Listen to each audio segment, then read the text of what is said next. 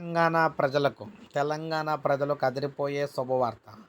CM KCR Dasara రోజే సంచలన manifesto విడుదల. ఈ మేనిఫెస్టో రాష్ట్ర వ్యాప్తంగా ఇప్పటివరకు అందిస్తున్న సంక్షేమ పథకాలు ఒక ఎత్తు, దసరా రోజు ప్రకటించే మేనిఫెస్టోలో మరొక ఎత్తు. ఇప్పటివరకు రైతు రుణమాఫీ 1,00,000 అన్నారు.